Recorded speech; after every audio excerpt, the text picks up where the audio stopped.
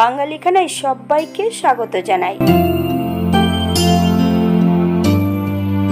অনুষ্ঠান বাড়ির মতন পাবদা মাছের রেসিপি খেতে এতটাই সুস্বাদু, আপনি একবার তৈরি করলে বারবার বানাবেন।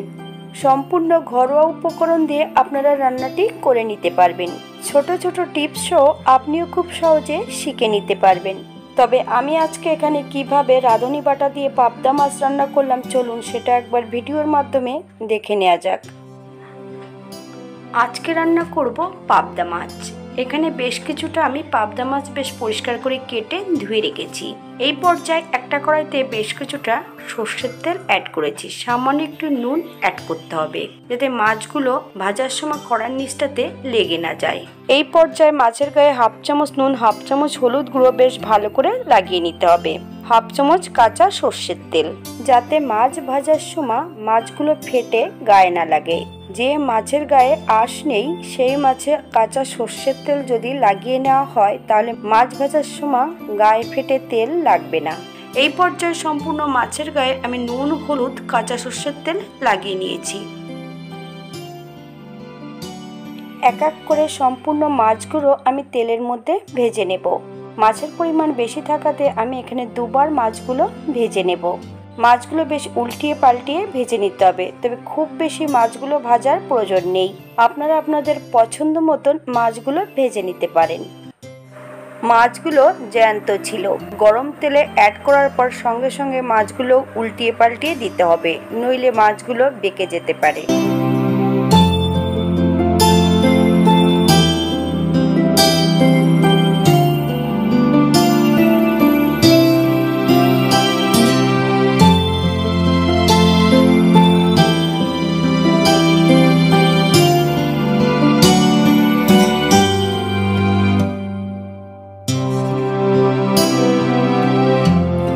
এই পর্যায়ে সম্পূর্ণ মাছগুলো ভেজে নিয়েছি।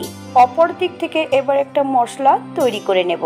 বেশ কিছুটা কাঁচা লঙ্কা, 1 চামচ জিরে, সামান্য একটু নুন আর হাফ চামচ রাঁধুনি বেশ মিহি করে বেটে নিতে হবে।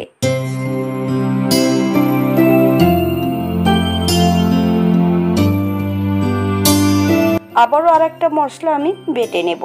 1 চামচ হলুদ সর্ষে আর 1 চামচ লাল সর্ষে, দুটো কাঁচা লঙ্কা দিয়ে বেশ মিহি করে বেটে নিতে হবে।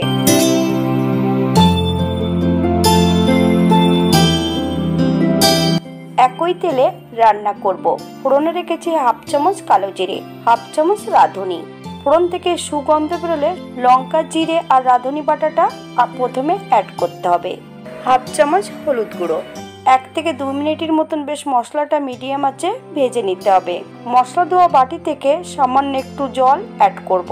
মশলা থেকে যতক্ষণ তেল ছাড়বে না ততক্ষণ বেশ ভালো করে মশলাটা কষিয়ে নিতে হবে, অথবা মশলা থেকে যতক্ষণ কাঁচা গন্ধ বেরোবে ততক্ষণ বেশ ভালো করে মশলাটা কষিয়ে নিতে হবে। এই পর্যায়ে সর্ষে বাটার মধ্যে বেশ কিছুটা জল অ্যাড করতে হবে। সম্পূর্ণ জলটা মাছ ভাজার মধ্যে অ্যাড করতে হবে, তবে ছাঁকা দিয়ে ছেঁকে কিন্তু আমি শুধু জলটাই অ্যাড করব, আর সর্ষের খোসাগুলো বাদ দিয়ে দিতে হবে। মশলা থেকে তেল ছেড়ে দিয়েছে। এবার সম্পূর্ণ মাছ এবং সর্ষে ধোয়া জলটা অ্যাড করতে হবে, একদম লো ফ্লেমে। 1 থেকে 2 মিনিটের মতন বেশ ভালো করে নেড়ে চেড়ে মিশিয়ে দিতে হবে। এই পর্যায়ে আপনারা নুনটা একবার চেক করে নেবেন। বেশ কিছুটা গোটা কাঁচা লঙ্কা আমি অ্যাড করব। আপনারা যদি পছন্দ করেন তাহলে পরিমাণে বাড়িয়ে দিতে হবে। 2 থেকে 3 মিনিটের জন্য হাই ফ্লেমে বেশ ঢাকা দিয়ে রেখে দিতে হবে, তাহলে মাছগুলো সেদ্ধ হয়ে যাবে। 3 মিনিট পর হালকা হাতে নেড়ে চেড়ে 1 চামচ কাঁচা সর্ষের তেল অ্যাড করব। আপনারা যদি পছন্দ করেন তাহলে পরিমাণে বাড়িয়ে দিতে পারেন। এই পর্যায়ে 5 মিনিটের জন্য স্ট্যান্ডিং টাইম দিতে হবে, তারপর সার্ভ করব। এটা দেখতে যেমন ভারী সুন্দর হয়েছে, গরম ভাতে খেতে কিন্তু অসম্ভব ভালো। তবে আপনারা এই সর্ষে বাদ দিয়ে এখানে পোস্তটাও অ্যাড করতে পারেন। রাঁধুনি পোস্ত আর জিরে বাটা দিয়েও আপনারা এটা রান্না করতে পারেন, সেটাও কিন্তু খেতে খুব সুস্বাদু হবে। আজকের ভিডিওটি এই পর্যন্ত। সবাই সুস্থ থাকবেন, ভালো থাকবেন। অন্যদিন নতুন রেসিপি নিয়ে আপনাদের সামনে আবার আমি হাজির হব। হাতে যদি সময় থাকে তাহলে একটা লাইক, একটা কমেন্ট করবেন। আর যদি ভিডিওটি ভালো লেগে থাকে তাহলে চ্যানেলটি সাবস্ক্রাইব করে পাশে থাকবেন। পাশে থাকা বেলটি কিন্তু বাজিয়ে দেবেন, নইলে নিত্য নতুন রান্নার নোটিফিকেশন পাবেন না। ভিডিওটি দেখার জন্য নতুন ও পুরনো সকল বন্ধুদের অসংখ্য ধন্যবাদ।